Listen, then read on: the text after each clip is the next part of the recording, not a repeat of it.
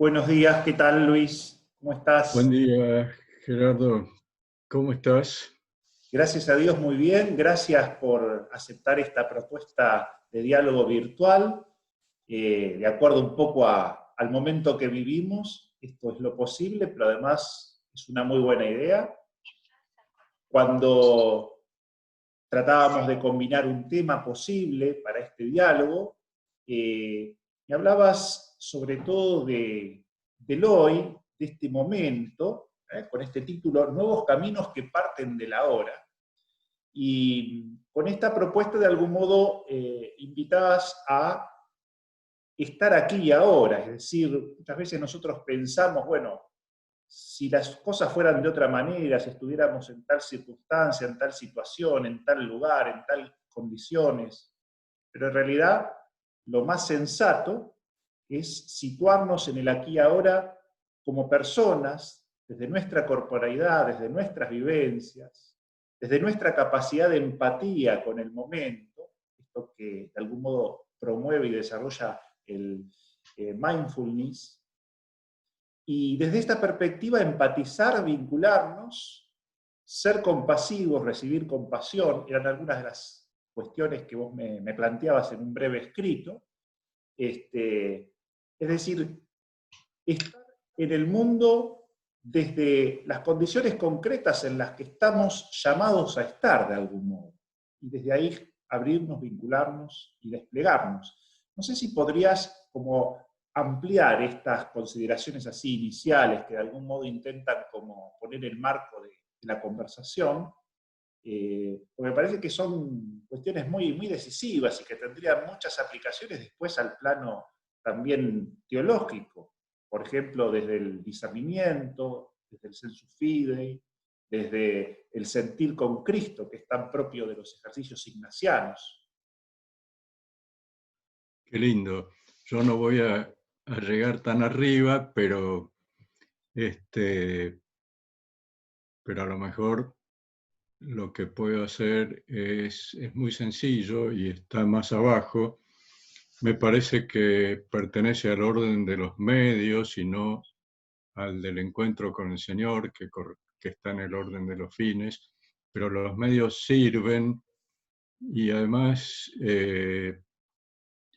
son medios que nos han sido dados, ¿no?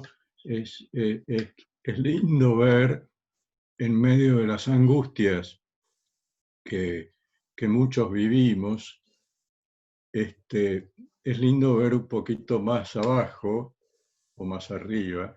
eh, yo creo que tu mirada lleva más arriba. De todas maneras son criterios humanos, ¿no? Esto de los espacios y el arriba y el abajo. Pero entonces me parece que es sencillo y también discutible, como todo lo que voy a decir, justamente está en un terreno donde se puede discutir todo y se puede pensar todo. Este, eh, es lindo ver que debajo de las angustias que padecemos, hay otra realidad que nos es dada, por ejemplo, el latido del corazón, el sonido de la respiración. Entonces, lo que quiero eh, compartir, no como maestro, sino como una persona que hace un camino, es ir buscando con la técnica de mindfulness el sentido del silencio. El sentido del silencio, nosotros vivimos en un mundo donde eh, esta mañana prendí la computadora para buscar dónde estaba esta invitación y entonces me apareció que me había escrito fulano y que el otro le tenía que contestar y después avisitos de WhatsApp. Entonces nuestra capacidad de atención está atraía por todos lados. Entonces, de repente uno se centrifuga, ¿no? Y esto es una propuesta de volver a centrarse, de volver a ver que uno tiene un eje, que es un eje dado, y que yo siempre presento, esta es una idea de Briancesco, que dice que hay una relación así, y una relación así, ¿no? Entonces, en la clase yo llamo a esto trascendencia horizontal y a esto trascendencia vertical, y entonces, estando uno en su propio eje y en sí mismo, el silencio ayuda a abrirse a la trascendencia del hermano, a la trascendencia del tú, a la trascendencia del que me quiere. Esto es bien fácil y no es fácil cuando el tú está contagiado, el tú tiene olor, el tú me agrede, pero esto es parte de la realidad. Entonces, eh, me parece que cuando uno se encuentra, como nos pasa en este momento, que, que nos angustiamos porque personas que queremos están contagiadas y personas que nos cruzamos por ahí nos contagian a nosotros. Entonces, me parece que en este momento el silencio ayuda para ver que también hay otra dimensión de la realidad que no es angustiosa, que no es trágica. Esta es la palabra que yo discuto. Estamos discutiendo con un grupo de amigos si estamos en un momento trágico. Mi opinión, que es una simple opinión, es que es un momento dramático. Es un momento dramático, yo prefiero usar la categoría drama, que es una categoría de Baltasar y de tantos otros, que la categoría tragedia, porque la categoría tragedia significa, según dice un filólogo amigo que vive en Córdoba, que se llama Cornavaca, tragedia significa termina mal. Y yo creo que, y confío que esta realidad, que no es buena, no va a terminar mal. Entonces, ¿desde dónde digo esto? Desde un centro silencioso que hace esfuerzo por cuidar la esperanza. La esperanza que es, eh, yo veo la esperanza de la mano de Marcel. Marcel habla de espero que la curva se aplane, espero que salga el sol, y hoy salió el sol, espero que... Pero esto no es, porque hay días que la curva no se aplana, hay días nublados, eh, exteriores e interiores, y son parte de la vida, los días nublados son parte de la vida. Entonces, espero que no es el fondo de la esperanza, sigue hablando Marcel, sino que es espero en, ¿no? Espero en ti para nosotros, le dice Marcel al Señor. Entonces, la esperanza, virtud de lo arduo, virtud de lo difícil, nos ayuda a navegar este tiempo de olas, ¿no? Yo siento el afuera y el adentro con muchas olas. Eh, y no tengo la receta para navegarla. Tengo una esperanza y tengo también temor. Cierto temor humano, ¿no? Qué sé yo, bueno, sí, por ahí me muero. Bueno, esto es parte de la vida. Morirse es parte de la vida, pero la esperanza está más honda. Entonces, cuando uno consigue ponerse en silencio, empieza a ver, empieza a oír, ¿no? Y ahí aparece ese hilo de silencio sonoro a través del cual el silencio es un medio, me parece, pero es un medio para oír, ¿no? En ese silencio se ven y se escuchan voces que hablan despacio. Una voz que a mí me habla despacio. Por suerte tengo mi mujer que me habla más fuerte. Es la voz de la conciencia. La voz de la conciencia habla muy despacito.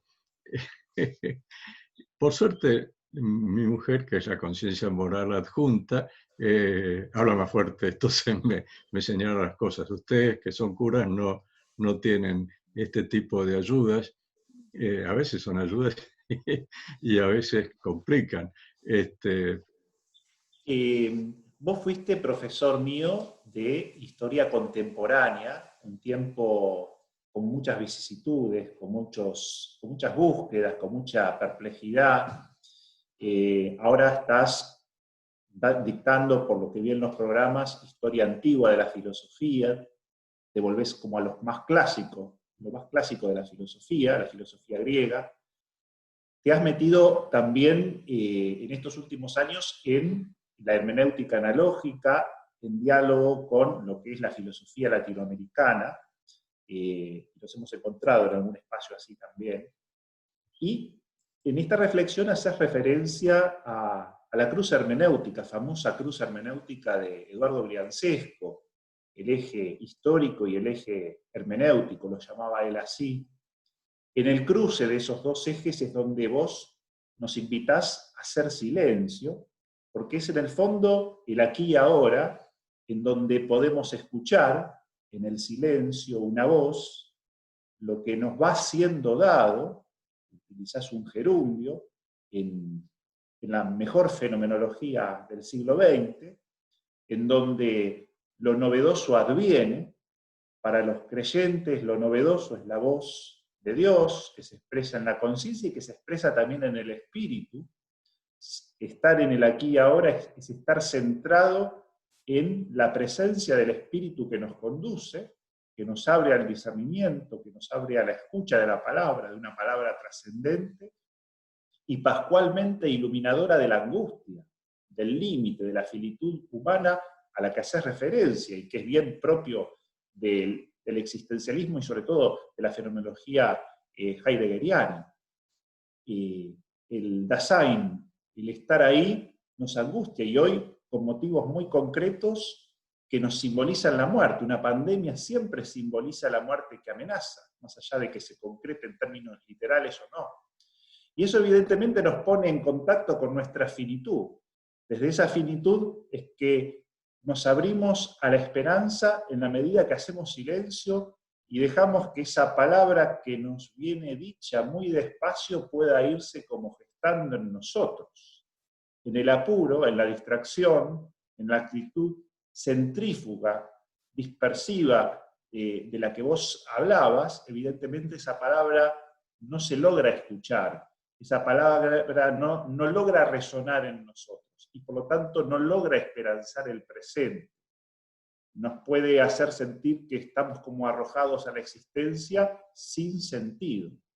El sentido surge y madura muy despacio en la medida que aceptamos las circunstancias de tiempo y espacio que en cierto modo nos vienen impuestas casi como a contrapelo de nuestro anhelo de libertad, de ser libres, de tener como control de nuestro destino.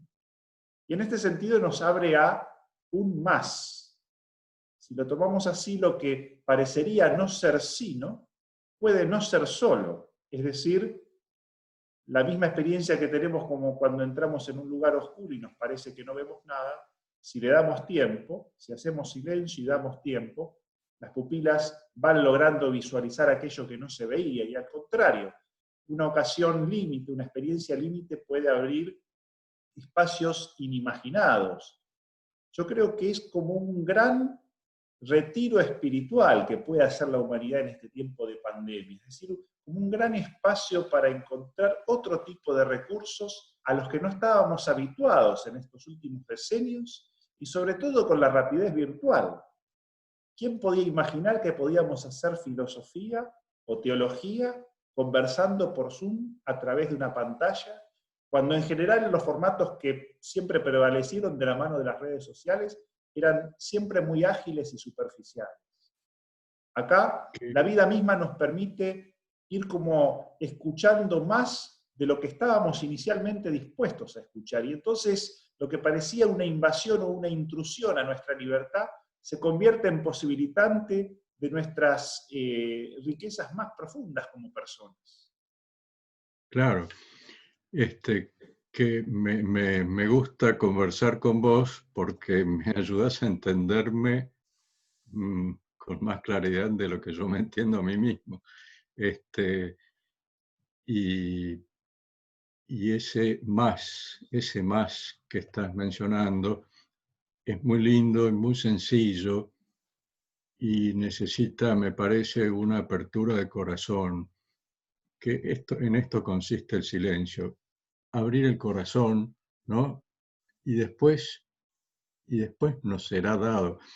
Ese más se nos da aquí y ahora cuando podemos abrir el corazón. ¿Por qué? Porque en el aquí y ahora, yo no quiero ser, esto es una conversación y no una clase, no quiero ser profesor, pero bueno, tampoco dejo de serlo, porque yo vivo de las cosas que enseño, es decir, trato de no enseñar cosas que no trato de vivir, no digo que las viva, porque si no sería feliz y todavía no llega, pero estamos en camino. Entonces, lo que se nos da en el ahora es, ¿no? Es real, es decir, nosotros tenemos la capacidad de conectarnos un poco mentalmente, me parece que eso va quedando atrás, pero ahora nos vamos conectando humanamente, lo cual significa mentalmente y algo más. Entonces nos vamos conectando con lo que es en el ahora, porque las ideas no son, las ideas, qué sé yo, pero entonces tenemos muchas más capacidades de conectarnos con lo que es como seres humanos en el ahora y en el aquí, que por supuesto es un ahora lleno de sentido, no siempre lleno de luz, por lo que comentabas de la angustia, no siempre lleno de luz, pero tampoco es pura oscuridad, ciertamente no es pura oscuridad, y a veces hace falta un poco de silencio para escuchar lo que hay de sentido, de belleza, de musicalidad en el ahora, ¿no? A veces la musicalidad aparece para mí en la voz de un chico, en la voz de un nieto. La belleza aparece, estoy mirando por una ventana que está hacia el otro lado, donde brilla el sol sobre las hojas de una planta. Tengo el regalo de vivir en una casa con jardín, entonces se ven estas cosas que son dadas y que tocan capacidades de sentir, ¿no? De sentir, que es una capacidad que más o menos los que tuvimos una formación demasiado mental, es una capacidad que ahora vamos descubriendo y además, como dijiste al principio, a veces es sentir con, porque yo vivo en un barrio del Gran Buenos Aires y, y viene gente a la puerta y te cuenta su vida y te pide una mano, y después la segunda vez ya lo conoces y entonces uno empieza a aprender a sentir con y abrirse a lo que le pasa a él, que es mucho más complicado de lo que me pasa a mí. Entonces, el sentir con, el abrirse a, me pone en el ahora de mi hermano, y relativiza el gran ego que tengo, y ayuda a que la vida interior no sea un mirar el ombligo, sino ver la realidad de lo que es, que me es dado, que siento, y ver la, la realidad de lo que le pasa a mi hermano. Y esto como trascendencia horizontal en esa cruz hermenéutica que necesita ser interpretada, que tiene que el hermano que viene a la puerta no es un problema. Hoy me resuena Marcel, no sé por qué. No es un problema, es más un misterio. Es decir, a mí no se me pide que le solucione la vida al hermano, se me pide que me abra al misterio de la vida de ese hermano. Ese hermano es un misterio donde también el Señor está presente y eh, tal vez viene a la puerta para decirme, mira, no te estés dramatizando tanto por los riesgos que correros con tranquilidad. Dice Platón, el riesgo tiene su belleza, ¿no? Es decir, tiene su belleza salir a caminar un día de sol, por más que por ahí te contagies un virus, bueno, te contagias un virus, te contagiarás, pero dice Platón, es calos, ¿no? Tiene su belleza tomar un riesgo. Entonces, el riesgo se me da en un aquí, se me da en un ahora. Yo confieso, te comento como amigo que muchas veces he vivido en el futuro y en realidad ahora estoy aprendiendo a vivir en el presente. Por supuesto que el presente se abre al futuro, porque el futuro, es lindo que el futuro no está en mis manos, no está en mis manos.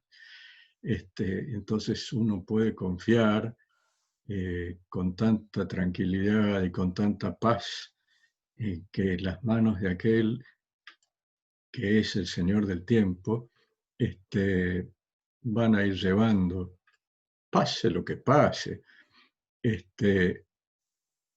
Y ahora también tiene eh, un pasado que fue, del cual puedo dar gracias. Es muy fácil para un hombre viejo como yo dar gracias por el pasado, por el tiempo que le ha sido dado y por toda la vida, porque sigo vivo, entonces sigo viviendo y no vivo solo, vivo con. Entonces, todo eso que es parte de mi pasado, que no se revierte, salvo por el perdón. Yo me considero un tipo perdonado y, y esto le cambia el signo a la vida presente y le cambia el signo a la vida futura. Entonces, puedo tomar del pasado sin negar las miserias personales, puedo tomar del pasado las cosas buenas, las otras las pongo en la bolsa de lo que ha sido perdonado y sigo nutriéndome de lo que me ha sido dado, bueno, que siempre hablabas de la finitud. Por supuesto que ha sido finito, y aún lo que no es finito es asumido en esta vasija de barro, dice hoy el texto de Pablo, en esta vasija de barro que es tan claramente frágil a esta altura del partido, uno nota la fragilidad, pero también uno nota cuánto se ha vertido en ella, cuánto ha recibido uno en esta vasija frágil, que un día se quebrará y bueno, entonces, ahora, ahora, esta vasija tomé el texto de hoy, la noción de vasija de barro. Voy a cambiar la imagen por la de una guitarra.